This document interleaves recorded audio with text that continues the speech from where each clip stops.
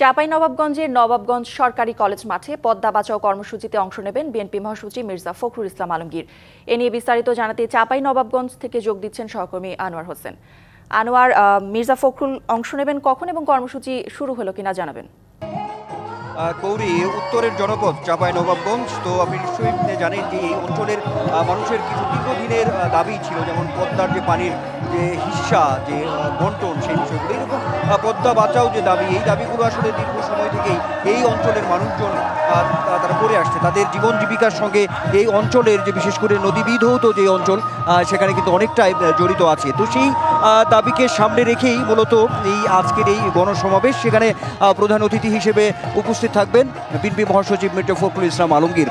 তো অনুষ্ঠান সময়, অর্থাৎ শুরুর যে সময়, সেটি 2টা বলা হলেও তো আমাদের কাছে তথ্য হচ্ছে যে বেলা 3টা নাগাদই আসলে এই যে আজকের গণসমাবেশ, সেই সমাবেশটি শুরু হবে এখানে চাঁপাইনবাবগঞ্জের নবাবগঞ্জ সরকারি কলেজ মাঠে। আপনি দেখছেন যে এরই মধ্যে যে জনসমাগম, অর্থাৎ এই অঞ্চলের মানুষের যে আগমন, সেই আগমন কিন্তু ঘটছে আমরা দেখতে পাচ্ছি। তো এখানে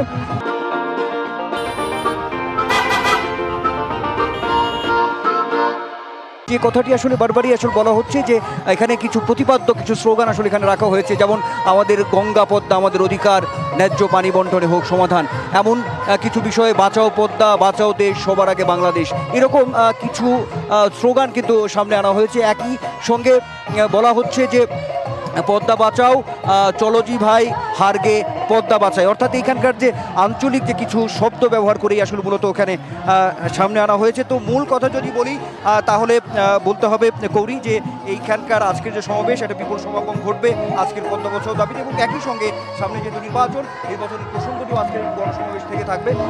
বিএনপি মহাসচিব মির্জা ফখরুল ইসলাম আলমগীর প্রধান অতিথির বক্তব্য করবেন, এবং সেখান থেকে নির্বাচনকে সামনে রেখে কোনো না কোনো বার্তা অবশ্যই আসবে। সেটি নিশ্চয়ই আপনার মাধ্যমে দর্শকদেরকে আমরা জানাতে পারবো। গৌরী। নিশ্চয়ই আনোয়ার, ধন্যবাদ আপনাকে।